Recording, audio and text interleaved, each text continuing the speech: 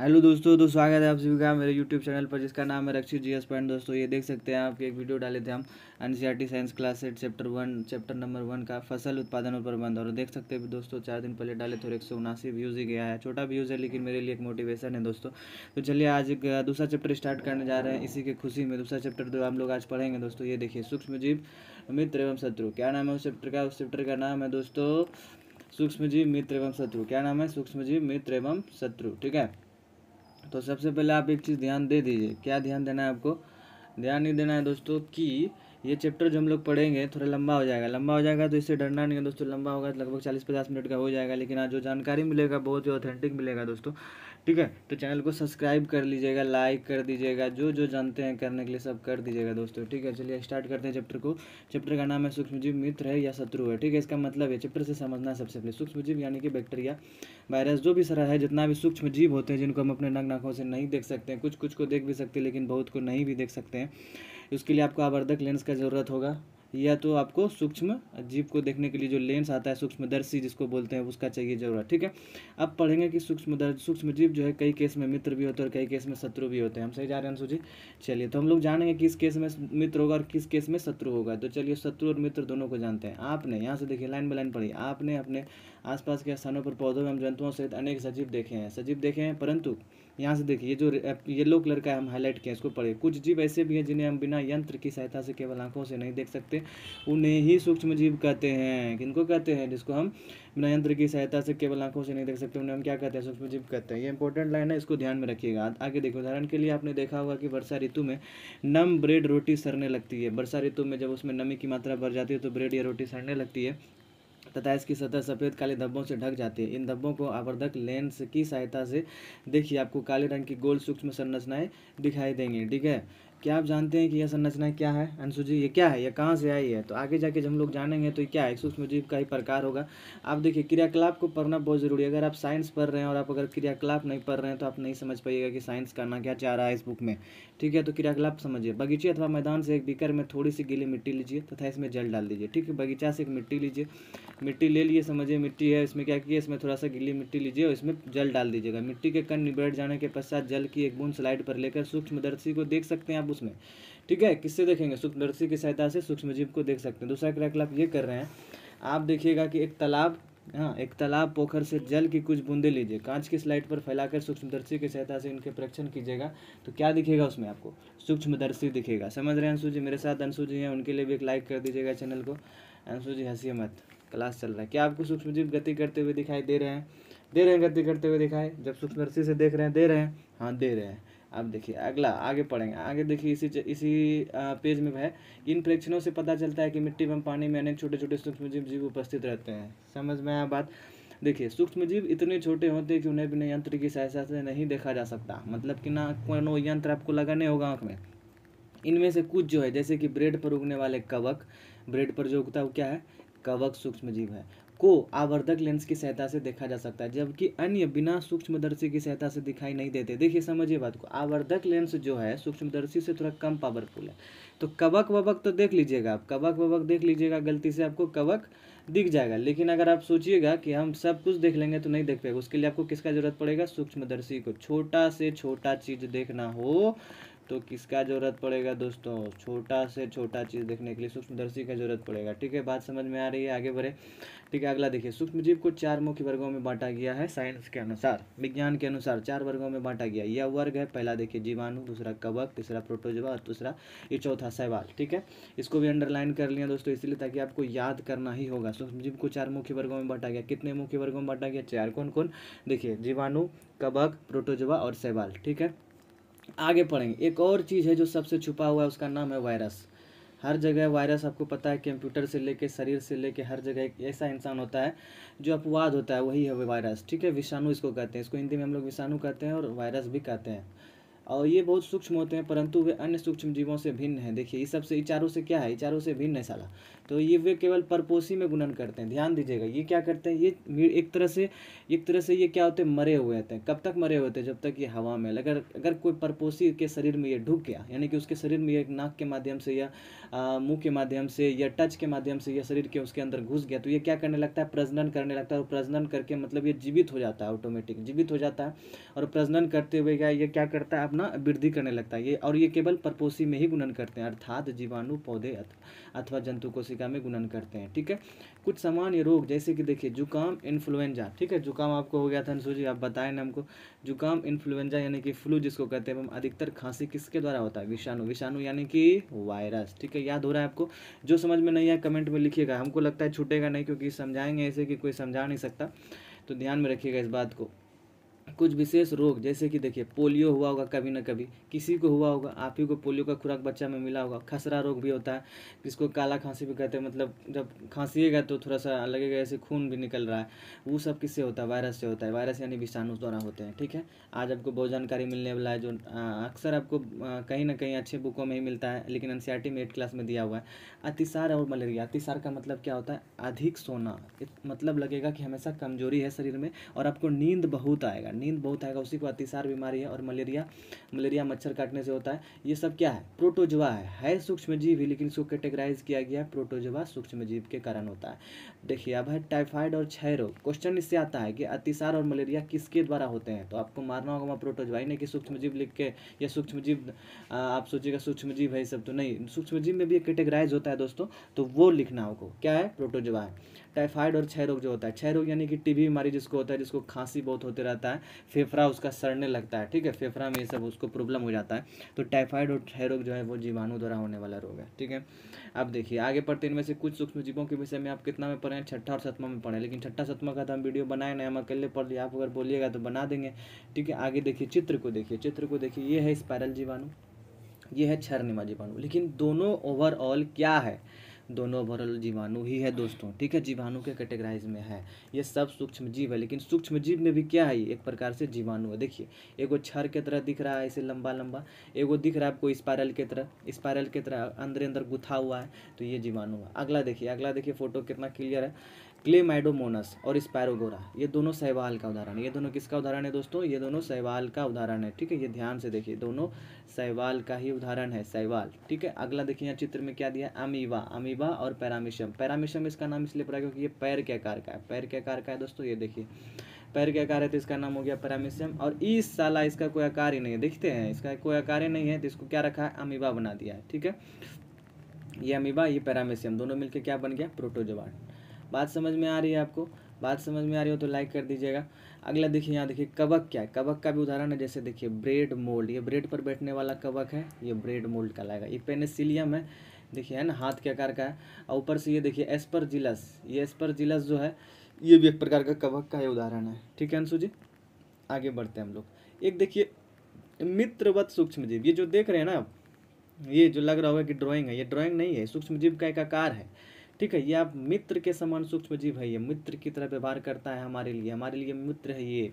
और मतलब क्या बोल सकते हैं दोस्तों कि ये पर्यावरण को स्वच्छ रखने का काम करता है। क्या करता है, इसीलिए हमारा मित्र हुआ ना। पर्यावरण को जो गंदा कर रहा है वो हमारा शत्रु हो गया, जो हमें हानि पहुंचा रहा है वो एक तरह से हमारा शत्रु है।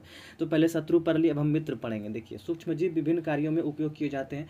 इनका उपयोग दही, ब्रेड एवं केक बनाने में किया जाता है। आपको पता है दही, दूध से दही जो बनता है उसमें क्या होता है, उसमें जीवाणु होते हैं जिसका नाम होता है, क्या नाम होता है, लैक्टोबैसिलस बैक्टीरिया। ठीक है, इनके लिए भी एक लाइक कर दीजिएगा, कितना अच्छा जवाब दे रहे हैं। तैयारी करते हैं कंपटीशन का, मेरा चैनल सब्सक्राइब किए हुए है ना, इसीलिए।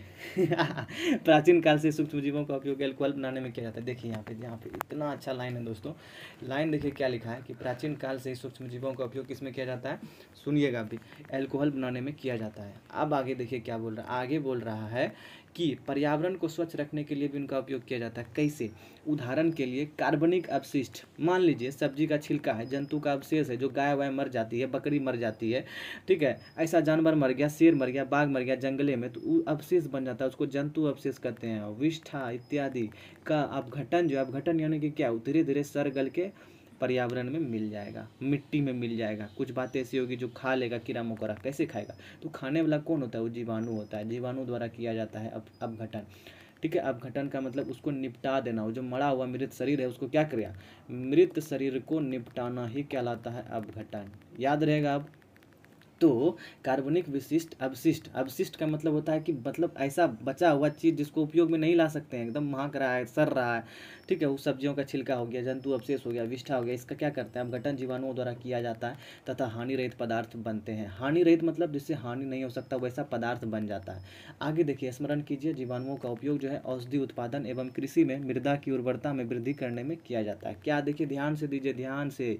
ये क्यों है? मित्र वाला जीवाणु क्यों है? देखिए क्या कर रहा है। जीवाणुओं का उपयोग जो है औषधि उत्पादन, कृषि में मृदा की उर्वरता, मृदा की उर्वरता मतलब मृदा का जो क्वालिटी होता है उसमें वृद्धि करता है, जिससे नाइट्रोजन स्थिरीकरण होता है। जिससे क्या होता है? नाइट्रोजन स्थिरीकरण होता है। तो देखिए ये हमारा कितना बड़ा मित्र है। एक तो हमारा मिट्टी को, मृदा को अच्छा बनाने में काम आता है। दूसरा क्या होता है?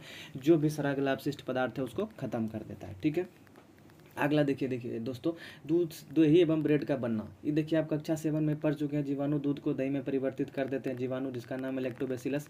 ठीक है, इसको पढ़ेंगे, लेकिन उसके पहले यहाँ पढ़ते हैं कि सूक्ष्मजीव कहाँ रहते हैं। ये पढ़ना है सबसे पहले। सूक्ष्मजीव कहाँ रहते हैं भैया?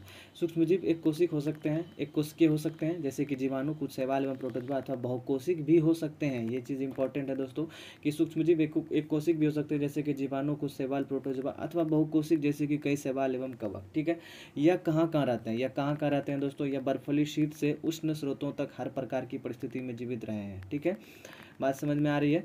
ये देखिए, यह मरुस्थल एवं दलदल में भी पाए जाते हैं। यह मनुष्य सहित सभी जंतुओं के शरीर के अंदर भी पाए जाते हैं। कुछ सूक्ष्मजीव दूसरे सजीवों पर आश्रित होते हैं, जबकि कुछ अन्य स्वतंत्र रूप से पाए जाते हैं। अमीबा जैसे सूक्ष्मजीव अकेले रह सकता है, जबकि कवक एवं जीवाणु समूह में रहते हैं। इसमें कुछ भी समझने वाला चीज़ नहीं, बस एगो यहाँ समझने वाला दोस्तों चीज़ है कि देखिए अमीबा जो है वो ऐसा सूक्ष्मजीव है जो अकेले रह सकता है, अकेले ही वो अपना खाना भी बना लेता है, अकेले ही अपना मतलब पेट का पालन भी कर लेता है। जबकि कवक और जीवाणु क्या होते हैं? ये सब समूह में रहते हैं, क्योंकि अकेले रहेंगे तो ये अपना खाना का भंडार, जो खाना मतलब इसको प्राप्त नहीं हो पाएगा ना, तो ये समूह में रहते हैं, एक दूसरे से खाना ट्रांसफर करते रहते हैं, तो इसीलिए इसको समूह में रहना होता है। आगे देखेंगे, आगे हम लोग क्या देख लेंगे कि सूक्ष्मजीव और हम, सूक्ष्मजीवों के हमारे जीवन में महत्वपूर्ण भूमिका, इनमें से कुछ हमारे लिए लाभदायक है। सही बात है, कुछ हमारा शत्रु है, कुछ हमारा मित्र तथा कुछ अन्य हानिकारक तथा जीवों में रोग के कारक है। आइए हम विस्तार से इसका अध्ययन करेंगे। अध्ययन तो हम लोग कर ही लिए, यहाँ पे अभी आपको बता दिए कि कैसे इसका उपयोग होता है। यहाँ पे देखिए आप लोग देखें कि मित्रवत और सूक्ष्मजीव, ये सब क्लियर हो गया। आगे बढ़े, आगे देखिए, दही में देखिए हमने अपनी माँ को, देखिए ई जो है सबसे पहले ई लाइन को कभी मत छोड़िएगा, ई लाइन को छोड़ना ही नहीं है। ये जो है एनसीईआरटी आपको कनेक्ट करता है। ये क्या करता है? एनसीईआरटी हमें कनेक्ट करता है, साइंस में रुचि दिलवाता है। बच्चे के मन में क्या जिज्ञासा? इसका नाम है पहेली। इसका नाम क्या? पहेली। इस लड़की का नाम पहेली है। हमने अपनी माँ को गर्म दूध में थोड़ा सा दही मिलाते हुए देख लिया। देखिए कैसे ही देख ली, काम है इसका, पढ़ाई में इसको ध्यान नहीं लगता, जिससे दही जम जाता है। हमें आश्चर्य हुआ कैसे। ये जानना चाहती है कि दूध में जो थोड़ा सा दही मिलाया उससे दही जम गया, दूध जम गया और दही बन गया पूरा, वो कैसे हुआ? अब उसको समझेंगे यहाँ पे, इस लाइन में पूरा अच्छे से एनसीईआरटी समझाता है। ठीक है, अब देखिए क्या लिखा है, दही में अनेक सूक्ष्मजीव पाए जाते हैं। सही बात है, जिनमें लैक्टोबैसिलस, ये देखिए दोस्तों, दही में अनेक सूक्ष्मजीव पाए जाते हैं जिनमें लैक्टोबैसिलस नामक जीवाणु क्या है? प्रमुख है। क्या है वो? प्रमुख है, जो दूध को दही में परिवर्तित कर देता है। क्या करता है? दूध को दही में परिवर्तित कर देता है। वह दूध में क्या करता है ऐसा? जो दूध जो है दही में परिवर्तन हो जाता है, उस चीज़ को डिटेल में दिया है एनसीईआरटी, वह दूध में जनन कर उसे दही में परिवर्तित कर देते हैं। जनन करता है, प्रजनन करता है, सेक्स करता है। ठीक है, अब जीवाणु पनीर में देखिए, जीवाणु पनीर यानी कि चीज़ जिसको कहते हैं, अचार एवं अनेक खाद्य पदार्थों के उत्पादन में सहायक है। रवा जिसको सूजी बोलते हैं आप लोग, सूजी, इडली एवं भटूरे का एक महत्वपूर्ण संघटक दही ही है। ठीक है, क्या आप अनुमान लगा सकते हैं कि ऐसा क्यों है? क्यों होता है? क्यों होता है? जान ही रहे हैं। जीवाणु एवं यीस्ट क्या करते हैं? चावल के आटे के किण्वन में सहायक होते हैं। क्या होते हैं? चावल और आटे के किण्वन में सहायक होते हैं, जिससे क्या बनता है? इडली और डोसा बनता है। क्या बनता है? इडली और डोसा। इडली खाए हैं, डोसा खाए हैं, दोनों खा लीजिएगा जब मेरा मोनेटाइज होगा चैनल। ठीक है दोस्तों, तो आप लोग सब्सक्राइब कर दीजिए ताकि मोनेटाइज हो जाए और अंशु जी का सपना पूरा हो जाए। अगला क्रियाकलाप पे ध्यान देंगे बिना किसी देरी के, वीडियो लंबा ना हो जाए।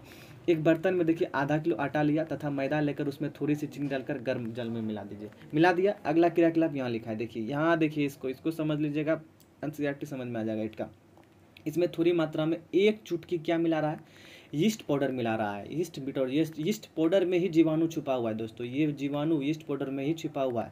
आप 2 घंटे तक यीस्ट पाउडर को उसमें मिलाकर 2 घंटे तक छोड़ दीजिए, और 2 घंटे के बाद हम क्या देखते हैं कि आपने जो आटा गूँथा हुआ था, जो आटा और मैदा गूँथा था, वो क्या हो गया, फूला हुआ।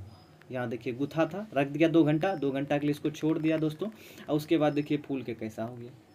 ठीक है, तो केक जो बनता है, केक आप फुला हुआ पाते हैं, उसमें क्या है, ये सब यीस्ट पाउडर उसमें डाला जाता है ताकि उसमें जीवाणु जाकर क्या करे, क्या करे, क्या करे, ये देखिए आगे बताएगा ना क्या करेगा। देखिए करता क्या है, करता तो यही है, यीस्ट क्या करता है, तीव्रता से जनन करके श्वसन के दौरान कार्बन डाइऑक्साइड उत्पादित कर देते हैं। यहाँ देखिए यीस्ट उत्पादा से तीव्रता से जनन करता है और श्वसन के दौरान क्या करता है, कार्बन डाइऑक्साइड उत्पादित कर देता है, और कार्बन डाइऑक्साइड क्या कर देता है, उसको फुला देता है। गैस के बुलबुले खमीर वाले मैदे का आयतन बढ़ा देते हैं।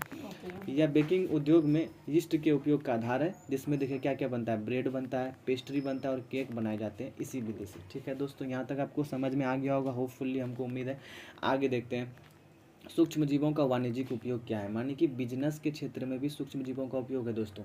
देखिए बड़े स्तर पर एल्कोहल बनाया जाता है सूक्ष्म जीव से, शराब बनाया जाता है, एसिटिक एसिड के उत्पादन में सूक्ष्म जीवों का उपयोग किया जाता है। देखिए जौ, गेहूं, चावल एवं फलों के रस में उपस्थित प्राकृतिक शर्करा में यीस्ट द्वारा एल्कोहल एवं शराब का उत्पादन किया जाता है। ध्यान से देखिए दोस्तों क्या लिखा है, जौ, गेहूं, चावल और फलों के रस में उपस्थित प्राकृतिक शर्करा में यीस्ट द्वारा एल्कोहल एवं शराब का उत्पादन किया जाता है। अगला देखिए, ये सब जान के हम लोग क्या उपयोग है, वाणिज्यिक उपयोग यानी कि व्यापारिक रूप से उपयोग क्या था इसका।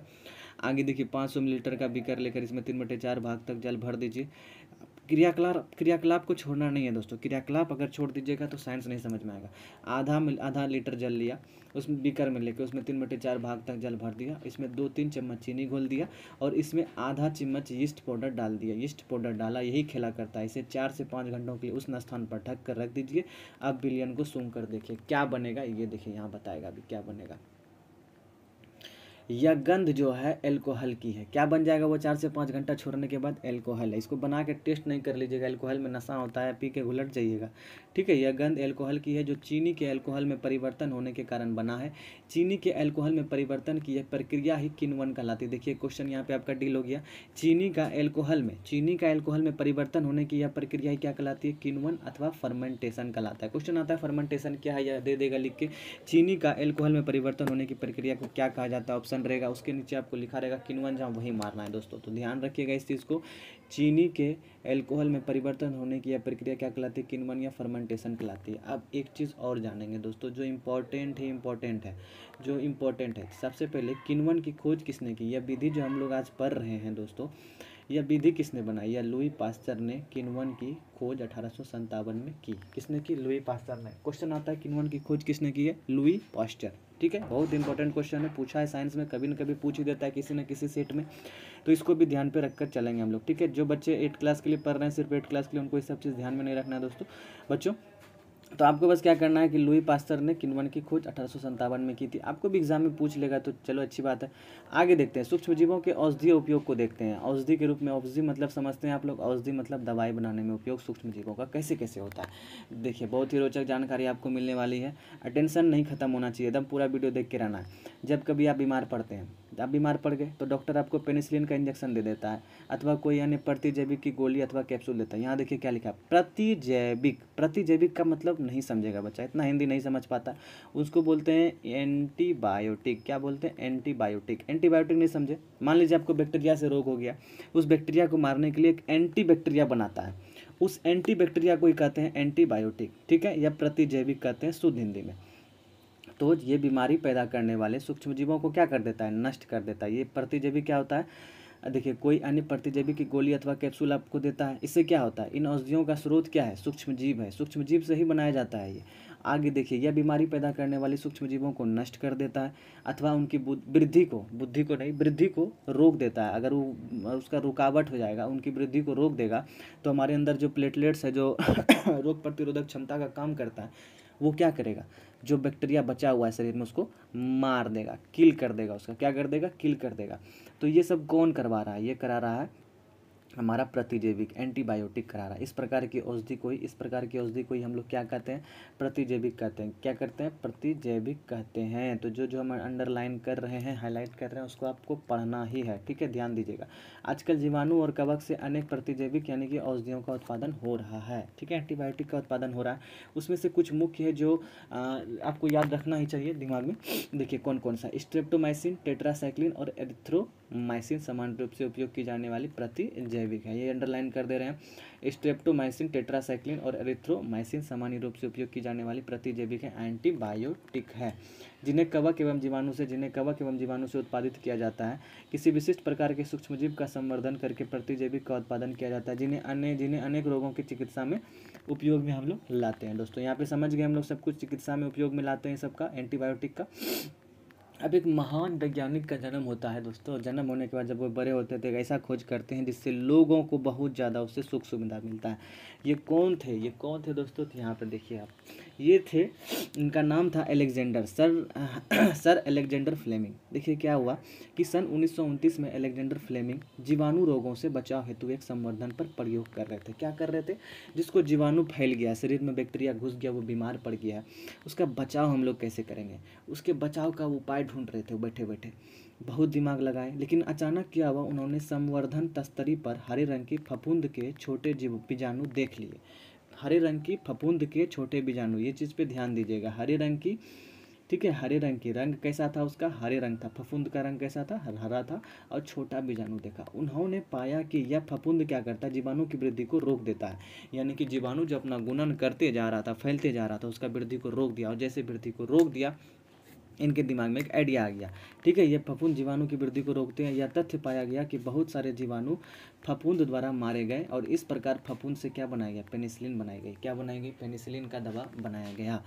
इस तरह से आगे जाके ये बहुत ज़्यादा प्रसिद्ध हुए, क्योंकि इन्होंने पेनिसिलिन की खोज कर ली, ठीक है। बहुत लोगों को पता है पेनिसिलिन का बहुत ज़्यादा उपयोग होता है, ठीक है, एंटीबैक्टीरिया के रूप में। ये क्या करते हैं, जीवाणु को अपना वृद्धि करने से रोक देता है। जैसे वो वृद्धि करने से रुक जाएगा, उसके बाद जो बचा वो शरीर हमारा क्या करेगा, उससे लड़के उसको हरा देगा।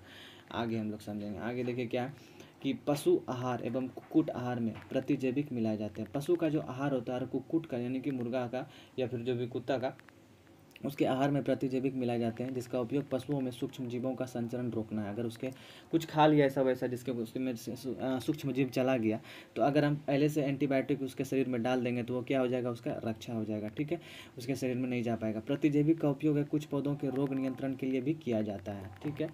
आगे देखिए, बहुत बड़ा आपको ध्यान रखना है इस बात को कि इसको पढ़ तो रहे हैं, लेकिन ध्यान रखना चाहिए कि डॉक्टर की सलाह पर ही प्रतिजैविक यानी एंटीबायोटिक की दवा लेनी चाहिए, तथा उस दवा का कोर्स भी पूरा करना चाहिए। यदि आप प्रतिजैविक उस समय लेंगे जब उसकी आवश्यकता नहीं है, तो अगली बार जब आप बीमार होंगे और आपको एंटीबायोटिक की आवश्यकता होगी, तो वह उतनी प्रभावी नहीं होगी। ध्यान रखिएगा दोस्तों, जब अपने मन से नहीं ले लेना है, क्योंकि जब आपको ज़रूरत है तब अगर नहीं लीजिएगा, तब नहीं लीजिएगा, और जब आपको ज़रूरत नहीं है तब ले लीजिएगा, तो इससे बहुत ज़्यादा हानि होगा शरीर में।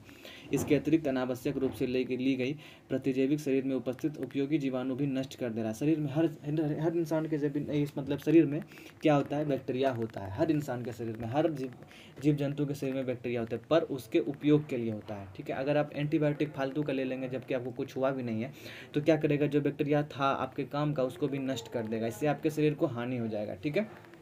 अब देखिए, सर्दी जुकाम एवं फ्लू में प्रतिजैविक प्रभावशाली नहीं है, क्योंकि यह रोग विषाणु द्वारा होता है। जो वायरस के द्वारा होता है उसमें आप एंटीबायोटिक नहीं ले सकते हैं, जो बैक्टीरिया के द्वारा होता है उसमें आप एंटीबायोटिक लेंगे, ठीक है। यही चीज़ ये कर रहा है, तो इस बात को ध्यान में रखिएगा दोस्तों। सर्दी जुकाम एवं फ्लू में प्रतिजैविक प्रभावशाली नहीं है, क्योंकि यह रोग विषाणु द्वारा होता है। आपको समझ में आ रहा है बात।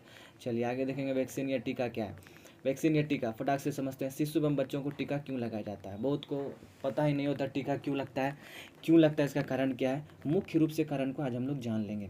जब रोग कारक जीव सूक्ष्मजीव हमारे शरीर में प्रवेश करते हैं, मतलब हमको जो रोग देने वाला सूक्ष्मजीव है हमारे शरीर में प्रवेश करता है, तो उनसे लड़ने के लिए हमारा शरीर प्रतिरक्षी उत्पन्न करता है, जिसको कहते हैं हम लोग क्या बोलते हैं, प्रतिरक्षी, मतलब रक्षा करने के लिए प्लेटलेट्स होता है उसको उत्पन्न करता है। शरीर को यह भी स्मरण रहता है। देखिए वाइट ब्लड सेल भी क्या करता है, हमारा रोग से रक्षा करता है, और प्लेटलेट्स भी रक्षा करता है, तो दोनों को मानते हैं हम। ठीक है, हमारा शरीर प्रतिरक्षा उत्पन्न करता है। शरीर को यह भी स्मरण रहता है कि वही सूक्ष्म जीव अगर हमारे शरीर में पुनः प्रवेश करता है तो उससे किस प्रकार लड़ा जाए, उसको खुद से कोडिंग पता होता है कि अगर इस प्रकार का सूक्ष्म जीव आएगा तो उसको कैसे हराना है, उसको कैसे शरीर से ख़त्म करना है, तो सारा कोडिंग शरीर में हो जाता है। अतः यदि मृत अथवा निष्क्रिय सूक्ष्म जीवों को स्वस्थ व्यक्ति के शरीर में प्रविष्ट कराया जाए, देखिए ध्यान दीजिएगा यहाँ क्या लिखा है, अतः अतः यदि मृत अथवा निष्क्रिय सूक्ष्म जीवों को स्वस्थ व्यक्ति के शरीर में प्रविष्ट कराया जाए तो शरीर की कोशिकाएं उसी के अनुसार लड़ने के प्रतिरक्षी उत्पन्न करके रोग कारक को नष्ट कर देती है। क्या कर देती है, नष्ट कर देती है। समझिए बात को, मृत सूक्ष्म जीव डाल दिए उसमें, ठीक है, एंटीबायोटिक के रूप में उसके शरीर में इंजेक्ट कर दिया, यानी कि टीका के रूप में इंजेक्ट कर दिया, शरीर में डाल दिए, किसी स्वस्थ व्यक्ति के शरीर में प्रविष्ट करा दिया। इससे क्या हुआ, उस बैक्टीरिया जो मारे हैं, मृत ब्लड डाले हैं, उससे क्या हुआ, शरीर अपने आप में कोडिंग कर लिया कि ऐसा कभी भी बैक्टीरिया अगर शरीर में घुसा तो हमको ऑटोमेटिक इसको क्या करना है, ख़त्म कर देना है। जैसा कि उस समय होता था, जैसे हम लोग देखे कोरोना में, कोविड में देखे हम लोग कैसे वायरस के लिए टीका लगवाते थे। वो टीका क्या करता था, वो शरीर में जाके हमारा कोडिंग ही करता था कि ऐसा अगर वायरस आएगा तो उसको तुमको मार के गिरा देना है और तुम अपने आप को रक्षा कर लेना अपना। शरीर की कोशिकाएं उसी के अनुसार लड़ने की प्रतिरक्षी उत्पन्न करके रोग कारक को नष्ट कर देती है और आपके शरीर को बचा लेती है। कितना अच्छा बात लिखा हुआ है। यह प्रतिरक्षी हमारे शरीर में सदा के लिए बनी रहती है तथा रोग कारक सूक्ष्मजीव से हमारी सदा के लिए सुरक्षा होती है। इस प्रकार देखिए, इस प्रकार समझिए बात को, इस प्रकार जो है टीका यानी कि वैक्सीन कार्य करता है। इस प्रकार टीका वैक्सीन कार्य करता है। हैजा, क्षय, चेचक तथा हेपेटाइटिस जैसी अनेक बीमारियों को वैक्सीन द्वारा ही रोका जा सकता है। समझ में आया बात। देखिए हैजा, क्षय, चेचक तथा हेपेटाइटिस जैसी अनेक बीमारियों को वैक्सीन द्वारा ही, वैक्सीन को ही टीका कहते हैं हम लोग अपने भाषा में, टीका टीका बोलते हैं। ठीक है, वैक्सीन को ही टीका द्वारा यानी कि वैक्सीन या टीका द्वारा रोका जा सकता है दोस्तों। सॉरी, आगे देखते हैं हम लोग, आगे क्या पढ़ेंगे हम लोग, आगे पढ़ेंगे एक ऐसे व्यक्ति के बारे में जिन्होंने इस टीके का खोज किया था। उनका नाम था एडवर्ड जेनर। क्या नाम था उनको दोस्तों, उसका नाम था एडवर्ड जेनर। इनको हमें याद रखना चाहिए क्योंकि उन्होंने इतना महत्वपूर्ण योगदान दिया है इंसान के लिए, इंसान को बचाने के लिए। एडवर्ड जेनर ने चेचक के लिए 1798 में चेचक के टीके की खोज की थी। कब की थी, 1798 में, ये याद रखना है, कब की थी, 1798 में की थी। और किसने की थी, ये तो और इम्पोर्टेंट है, एडवर्ड जेनर ने चेचक के लिए, ठीक है, चेचक के लिए एक टीका का खोज कर दिया जिससे वहाँ के लोगों में क्रांति आ गई। ज़्यादा से ज़्यादा बच्चों को बचाया जा सका, ज़्यादा से ज़्यादा व्यक्तियों को अब स्वस्थ रखा जा सकता था, क्योंकि चेचक एक ऐसी बीमारी थी उस समय में जिससे लोगों की मृत्यु तक हो जाती थी दोस्तों। तो ये बहुत बड़ी बात थी अपने आप में। आगे चल के हम लोग देखेंगे, आगे चल के हम लोग ये पढ़ेंगे कि आपके बचपन में, आगे का लाइन देखते जाना है आपको स्पीड से, आपके बचपन में आपको भी अनेक रोगों से रक्षा करने के लिए टीके यानी कि वैक्सीन दिए गए होंगे। क्या आपको इन रोगों की सूची तैयार कर सकते हैं? अगर आपको याद है तो देखिए, चेचक लेकिन सबको हुआ होगा हमको जैसा लगता है, और पोलियो वगैरह, इसका टीका तो हमें लगता ही है। इसके लिए आप अपने माता पिता की मदद ले सकते हैं, माता पिता की मदद लीजिए, उनसे पूछिए। ये बच्चों का अपना कार्यक्रम है, वो करते रहेंगे। चलिए आगे पढ़ते हैं हम लोग। सभी बच्चों को इन रोगों से सुरक्षा की आवश्यकता है। आवश्यक टीके निकट के अस्पताल में उपलब्ध होते हैं, आप जाकर लगवा सकते हैं। बच्चों को पोलियो से बचाने के लिए आपने टेलीविजन एवं समाचार पत्रों में पोलियो के टीकाकरण के विज्ञापन, पल्स पोलियो देखे होंगे, ठीक है, ये सब सबको पता है। पोलियो ड्रॉप बच्चों को दिया जाने वाला वास्तव में एक टीका है। क्या है? टीका यानी कि वैक्सीन है। आप समझ में आ गया? आज तक टीका पोलियो का टीका समझ रहे थे, क्या है वो? एक प्रकार का वैक्सीन है वायरस से बचने के लिए। आगे देखिए, चेचक के विरुद्ध विश्वव्यापी अभियान चलाया गया जिसके परिणाम स्वरूप विश्व के अधिकांश भागों में चेचक का उन्मूलन हो गया। उन्मूलन का मतलब होता है खत्म हो गया, ठीक है, उसका खात्मा कर दिया हम लोग। आजकल सूक्ष्म जीवों से टीके का उत्पादन बड़े स्तर पर किया जाता है जिससे मनुष्य एवं अनेक जंतुओं को अनेक रोगों से बचाया जाता है। समझ में आ गया? आगे देखिए, मिट्टी की उर्वरता में वृद्धि। क्या है मिट्टी की उर्वरता में वृद्धि? कुछ जीवाणु एवं नीले हरे शैवाल वायुमंडलीय नाइट्रोजन का स्थिरीकरण कर सकते हैं। देखिए, मिट्टी की उर्वरता में वृद्धि करने वाला भी सूक्ष्मजीव और जीवाणु हमारे पर्यावरण में मौजूद है। वही पढ़ना है कैसे करते हैं वो। कुछ जीवाणु एवं नीले हरे शैवाल वायुमंडलीय नाइट्रोजन का स्थिरीकरण कर सकते हैं। वायुमंडलीय नाइट्रोजन का क्या करते हैं? स्थिरीकरण। स्थिरीकरण क्या है उसको समझना है, कैसे स्थिरीकरण होता है। इस प्रकार मृदा में नाइट्रोजन का संवर्धन होता है तथा उसकी उर्वरता में वृद्धि होती है। इन्हें सामान्यतः जैविक नाइट्रोजन स्थिरीकरण कहा जाता है, ठीक है। अब देखिए, करता है ये सब। देखिए, नीला हरा शैवाल, नाइट्रोजन स्थिरीकारक कौन है? नीला हरा शैवाल करता है। कौन करता है? नाइट्रोजन स्थिरीकारक में कौन बैक्टीरिया शामिल है? नीला हरा शैवाल। बस आपको ये ध्यान रखना है कि नाइट्रोजन का जो स्थिरीकरण होता है उसमें कौन शामिल है? नीला हरा शैवाल। हम आपको समझाएंगे कि स्थिरीकारक क्या है, कैसे होता है। देखिए क्या होता है, सबसे पहले जब मिट्टी है, आप सॉरी इसको छोड़िए, मिट्टी को छोड़िए, सबसे पहले ये ध्यान दीजिए क्या होता है कि स्थिरीकरण करते कैसे हैं। नीला हरा सवाल जो है ये नाइट्रोजन, मिट्टी में नाइट्रोजन का स्थिरीकारक, स्थिरीकारक का मतलब है कि मिट्टी में नाइट्रोजन को मिलाना, मिट्टी में नाइट्रोजन को घुला मिला देना ही स्थिरीकारक कहलाता है। देखिए वायुमंडल में 78% लगभग हमारा नाइट्रोजन है, आप लोग को पता ही है। तो उस वायुमंडल को पेड़ पौधा सीधे नहीं ले पाते अपने शरीर में, सीधे नहीं ले पाते हैं, अगर सीधे लेते तो इसका ज़रूरत ही नहीं पड़ता।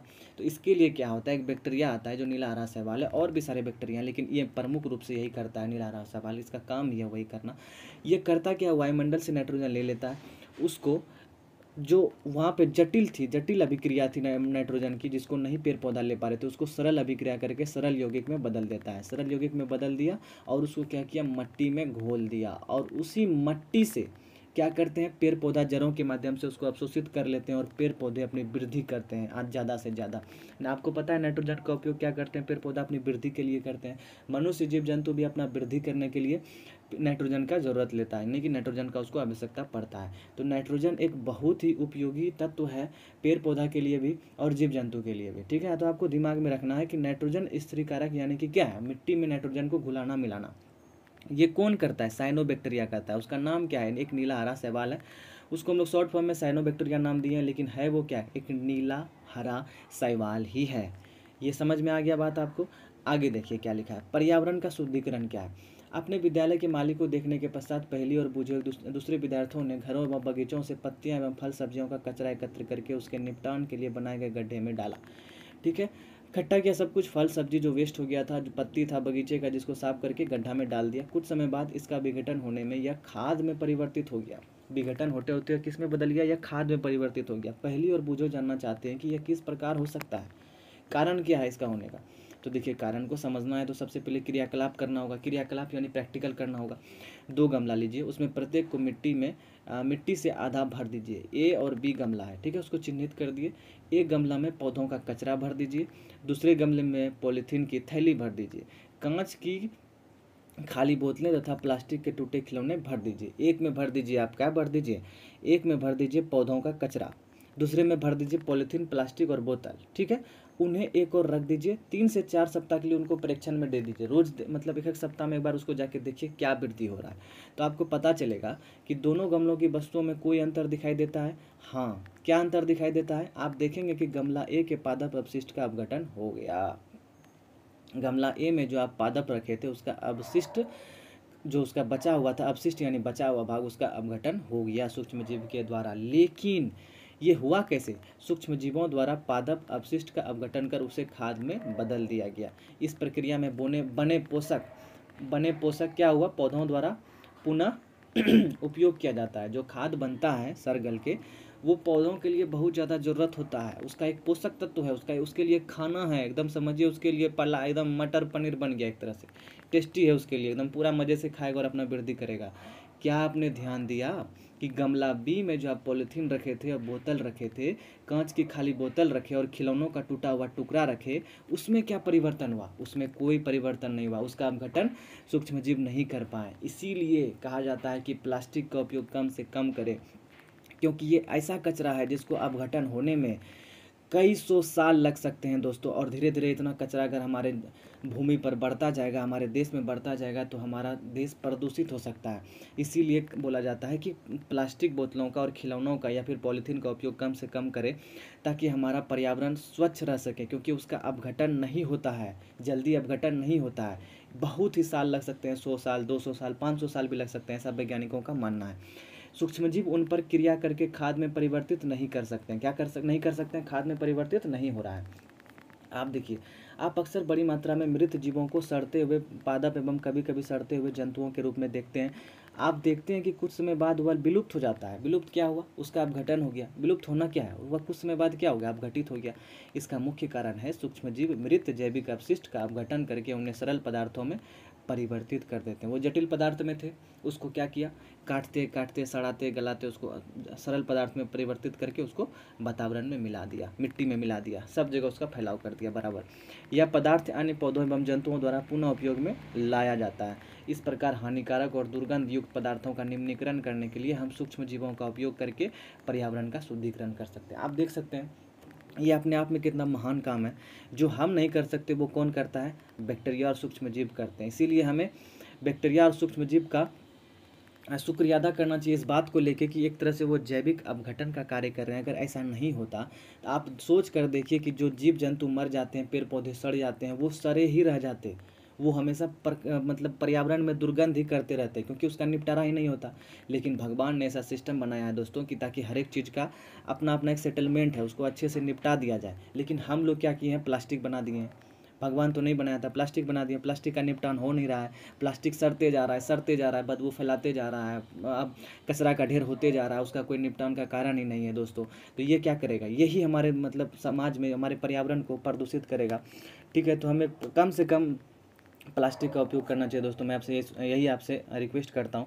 आगे देखिए, हानिकारक सूक्ष्मजीव भी है, हानिकारक है, कुछ अच्छे हैं तो कुछ खराब भी हैं दोस्तों। हाँ, हानिकारक सूक्ष्मजीव भी हैं। हानिकारक सूक्ष्मजीव क्या करते हैं? हमें रोगाणु देते हैं, यानी हमें रोग पहुंचा देते हैं। सूक्ष्मजीव अनेक प्रकार से हानिकारक हैं।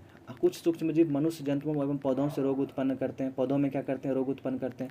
रोग उत्पन्न करने वाले से सूक्ष्मजीवों को क्या कहते हैं हम लोग? जो सूक्ष्मजीव रोग उत्पन्न करे उन्हें हम लोग क्या कहते हैं? रोगाणु सूक्ष्मजीव कहते हैं या रोगजनक कहते हैं। कुछ सूक्ष्मजीव भोजन, कपड़े एवं चमड़े की वस्तुओं को समदूषित कर देते हैं। आइए एक चीज़ हम लोग पढ़ेंगे। आइए उनकी हानिकारक गतिविधियों के विषय में और अधिक जानकारी प्राप्त करें।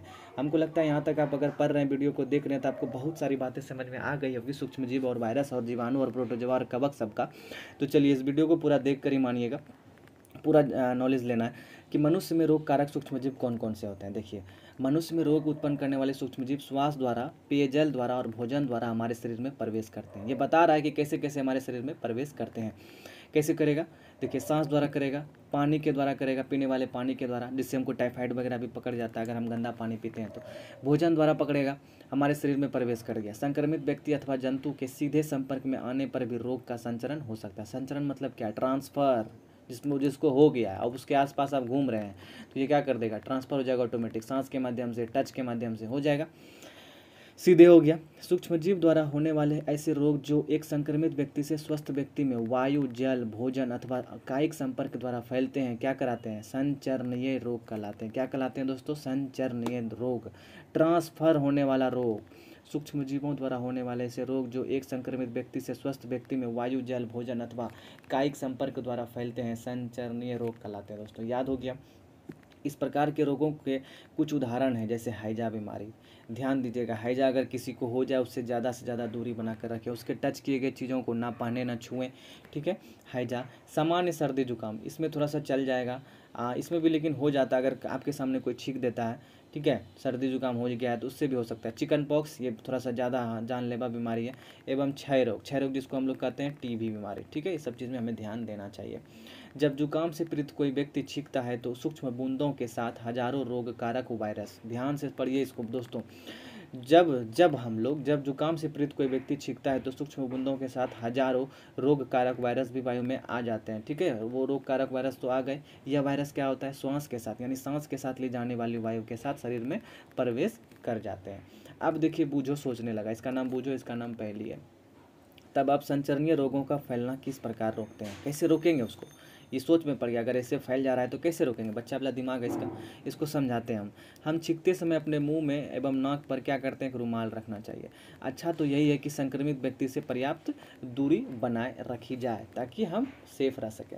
लेकिन अगर ऐसा है तो रुमाल रख लिया जाए। ठीक है, आगे देखिए दोस्तों, आगे हम लोग देखेंगे कि कुछ कीट एवं जंतु ऐसे भी हैं जो रोग कारक सूक्ष्मजीवों के रोग वाहक का कार्य करते हैं। घरेलू मक्खी इसका एक उदाहरण है। देखिए कैसे काम करता है घरेलू मक्खी, आपको कैसे मतलब रोग पहुंचा देगा। मक्खी होता है कूड़ा एवं जंतु अपशिष्ट पर बैठ जाती है, उसको कोई दिक्कत नहीं, वो बैठ जाएगी अपशिष्ट पर, उसको कुछ नहीं होने वाला होगा आपको। देखिए कैसे होगा। रोगाणु उसके शरीर से चिपक जाता है। जब वो बैठती है किसी दूषित चीज़ों पर तो रोगाणु उससे चिपक गया, यानी कि सूक्ष्मजीव या वायरस उससे चिपक गया। जब मक्खी बिना ढके भोजन पर बैठती है तो रोगाणु का स्थानांतरण संभव है। आप देखिए, उसके पैर से तो चिपक गया, वही मक्खी उठ के आपके भोजन पर बैठ गया। आप यहाँ भोजन कर रहे हैं, आके मक्खी बिन बिनाया बैठ गया। अब बताइए, वो जो लेके आया वो आपके क्या हो गया? भोजन में मिल गया। और भोजन का सेवन आप कर लिए। आप जब भोजन का सेवन कर लिए तो आपके शरीर में क्या हो गया? वायरस प्रवेश कर गया और आप क्या हो जाएंगे? धीरे धीरे बीमार हो जाएंगे। आपको तो पता है ये चीज़, तो नहीं करना है सब चीज़। मक्खी कूड़े एवं जंतु पर अपशिष्ट पर बैठती है, रोगाणु उसके शरीर से चिपक जाते हैं, यही सब लिखा है।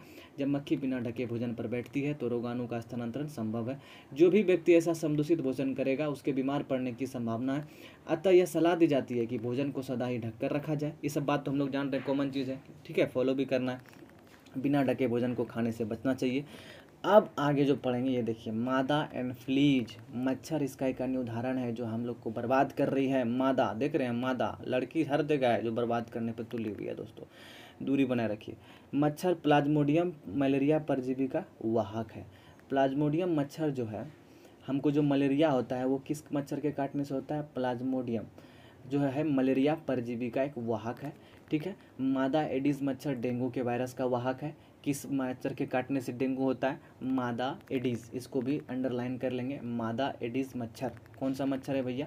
मादा एडिस मच्छर डेंगू के वायरस का वाहक है। चलिए इसको याद रखेंगे, मादा एडिस, ठीक है। हम मलेरिया अथवा डेंगू का नियंत्रण किस प्रकार कर सकते हैं? मलेरिया और डेंगू हो गया तो कैसे करेंगे नियंत्रण, वो भी पढ़ेंगे आगे में। ये देखिए, पहली बोल रही है कि अध्यापक हमसे ऐसा क्यों कहते हैं कि अपने आसपास पानी एकत्रित ना होने दें।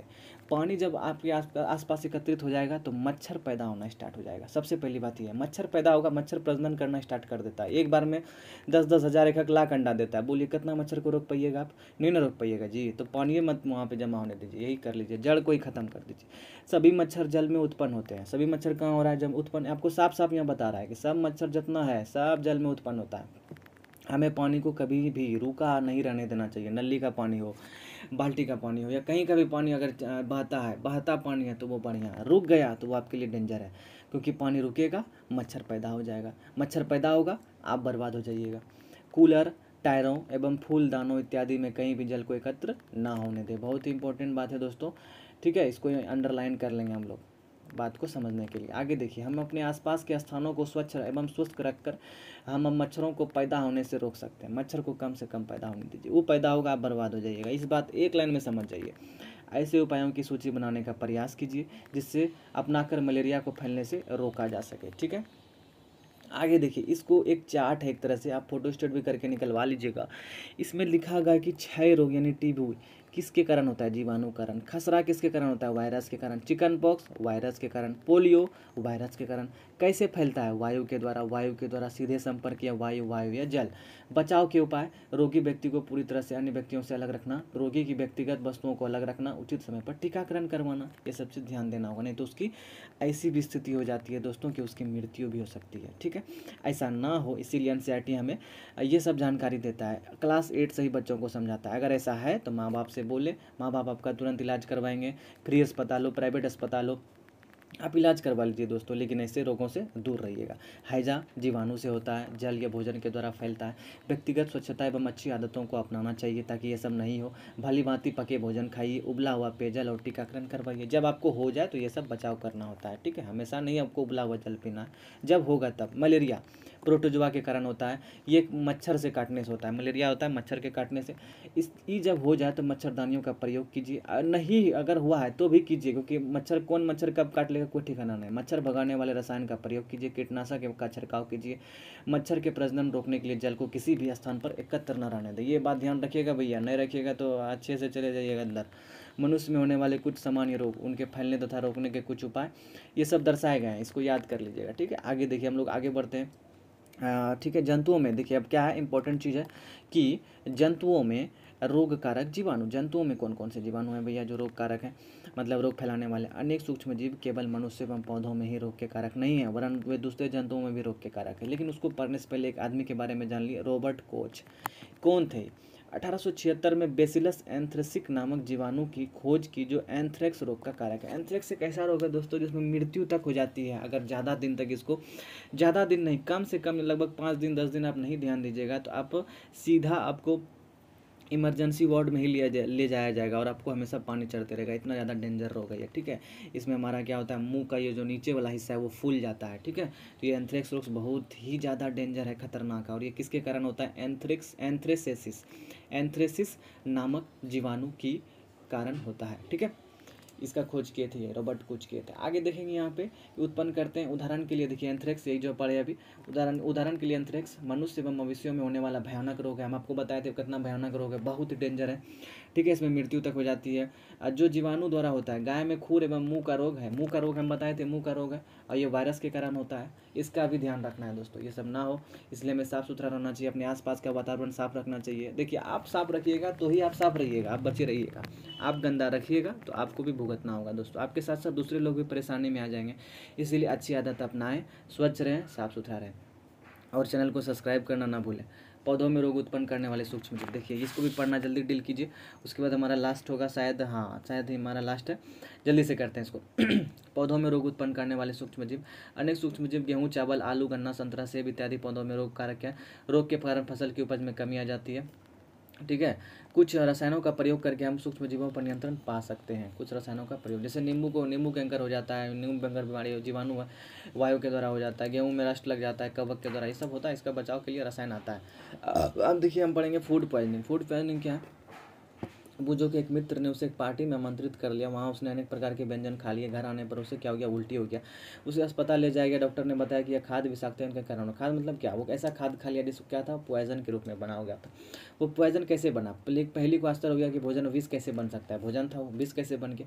तो सूक्ष्म जीव द्वारा उसे क्या कर दिया गया? प्रदूषित यानी संदूषित कर दिया गया। खाद्य विषाक्तता हो सकता है। हमारे भोजन में उत्पन्न होने वाले सूक्ष्म जीव कभी कभी विषैले पदार्थ उत्पन्न कर देते हैं। वो विषैला पदार्थ अगर भोजन में मिल जाएगा और उसे आप खा लीजिएगा तो आप उल्टी कर दीजिएगा। यहाँ तक कि कभी कभी आप बहुत ज़्यादा मतलब बहुत ज़्यादा आपको उल्टी होने के कारण आपको हॉस्पिटल भी जाना पड़ सकता है। या भोजन को विषाक्त बना देते हैं, जिसके सेवन से व्यक्ति भयंकर रूप से रोगी हो सकता है। देखिए भयंकर रूप से, इसको समझिए। अथवा कभी कभी उसकी मृत्यु भी हो सकती है। देखिए मृत्यु तक बात आ गई। इसीलिए आपको कहीं भी भोजन करने से पहले उसे पूछ लीजिए, भोजन गर्म है? हाँ है। भोजन को ढक कर रखा गया था? हाँ रखा गया, तभी भोजन कीजिए। अतः यह आवश्यक है कि हम भोजन को संदूषित होने से बचाएं। खाद्य परिरक्षण, ये एक लाइन है, इसको समझिए।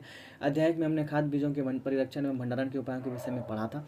हम पके हुए भोजन का घर पर परिरक्षण किस प्रकार कर सकते हैं। अगर कोई भोजन पका हुआ है उसको हम कैसे सेफ रखेंगे ताकि हमको आगे भी खा सके उसे। आप जानते हैं कि खुले एवं नम स्थानों पर रखी ब्रेड पर क्या जम जाता है? कवक जम जाता है। उसे हम खा नहीं सकते, वो हमारे शरीर के लिए बहुत ही हानिकारक है। सूक्ष्मजीव हमारे भोजन को संदूषित कर देते हैं। सही बात है, संदूषित भोजन से दुर्गंध आने लगती है, इसका स्वाद भी खराब हो जाता है। मेरा रूम पार्टनर खा लेता है कभी कभी, जो दुर्गंध करता है इसको हम बार बार मना करते हैं। इसका स्वाद भी खराब हो जाता है तथा रंग रूप से में भी परिवर्तन आ सकता है। देखिए रंग रूप भी बदल जाता है। दाल खा लिया, एक दिन खट्टा था, बोला हमको अच्छा लग रहा। क्या भोजन का संदूषण एक रासायनिक अभिक्रिया है? रासायनिक अभिक्रिया ही तो है, उसमें कुछ ना कुछ रासायनिक अभिक्रिया होकर उस व्यंजन को, खाने वाले चीज़ों को खराब कर दिया जाता है। ठीक है, ये बता रहा है क्या भोजन का संदूषण एक रासायनिक अभिक्रिया है? सही बात है। पहली ने कुछ आम खरीदे परंतु कई दिनों तक वह उन्हें खा नहीं पाई। बाद में उसने देखा कि वे सड़ गए, परंतु वह जानती है कि उसकी दादी द्वारा बनाया गया आम का अचार काफ़ी समय तक संदूषित नहीं होता है। क्यों नहीं होता है भाई आम का अचार? और आम खरीद के लाई, वो सड़ गया। इसको समझेंगे आगे। वह भ्रमित है, वह शौक हो गई है, उसका दिमाग एकदम खराब है, बच्ची है, उसको समझाते हैं हम लोग। आइए हम खाद्य परीक्षण के कुछ सामान्य तरीकों का अध्ययन करें जिनका उपयोग हम लोग अपने घरों में करते हैं। हम इन्हें सूक्ष्म जीवों से बचाव करने का उपाय समझते हैं। देखिए रासायनिक उपाय क्या है? नमक एवं खाद्य तेल का उपयोग सूक्ष्म जीवों की वृद्धि रोकने के लिए सामान्य रूप से किया जाता है। देखिए दो चीज़ इंपॉर्टेंट है भैया। नमक एवं खाद्य तेल का उपयोग सूक्ष्म जीवों की वृद्धि रोकने के लिए सामान्य रूप से किया जाता है, अतः इन्हें परिरक्षक कहते हैं। इसका नाम ही है रक्षक परिरक्षक। ठीक है, आगे देखेंगे हम नमक अथवा खाद्य अम्ल का प्रयोग अचार बनाने में करते हैं। नमक डालते हैं अचार में, खाद्य अम्ल डालते हैं कि नहीं? उससे क्या होता है? सूक्ष्म जीवों की वृद्धि नहीं होती। सूक्ष्म जीवों की वृद्धि नहीं होगी तो कोई दिक्कत नहीं, अचार अच्छा बनेगा। सोडियम बेंजोएट तथा सोडियम मेटाबाइसल्फाइड सामान्य परिरक्षक है। जैम एवं स्क्वैश बनाने में इन रसायनों का उपयोग उन्हें संदूषित होने से बचाता है। नमक द्वारा कैसे हम लोग परिरक्षण करते हैं? नमक किस में उपयोग होता है परिरक्षण के रूप में? सामान्य नमक का उपयोग मांस एवं मछली के परिरक्षण में के लिए काफ़ी लंबे अरसे से किया जा रहा है। मांस एवं मछली में नमक आप हल्का सा छींट दीजिए, ऊपर से मिला दीजिए, उसको रख भी दीजिएगा हवा में, तो उसको सड़ने वाला नहीं है, 1-2 दिन चल जाएगा। जीवाणु की वृद्धि रोकने के लिए मांस तथा मछली को सूखे नमक से ढक देते हैं। नमक का उपयोग आम, आंवला एवं इमली के परिरक्षण में भी किया जाता है। चीनी द्वारा किसका परिरक्षण होता है? ये सब इंपॉर्टेंट है दोस्तों, ठीक है, एग्जाम की दृष्टि से इंपॉर्टेंट है ये सब। आपको देखना है। जैम, जेली, स्क्वैश का परिरक्षण चीनी द्वारा किया जाता है। किसका?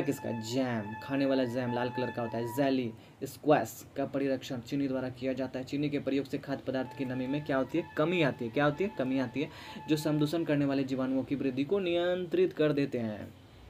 आगे देखेंगे तेल एवं सिरके द्वारा परिरक्षण। तेल एवं सिरके का उपयोग जो है अचार को समदूषण से बचाने में किया जाता है। अचार ख़राब ना हो जाए इसके लिए हम तेल और सिरका डालते हैं, सिरका डाल देते हैं उसमें, ताकि हमारा अचार ख़राब ना हो जाए, अचार हमारा बढ़िया बने। तो अचार को समदूषण से बचाने के लिए किसका प्रयोग करेंगे दोस्तों? जवाब दीजिए, तेल और सिरके का, क्योंकि इसमें जीवाणु जीवित नहीं रह सकता है। सब्जियां, फल, मछली तथा मांस का परिरक्षण भी इस विधि द्वारा कर सकते हैं।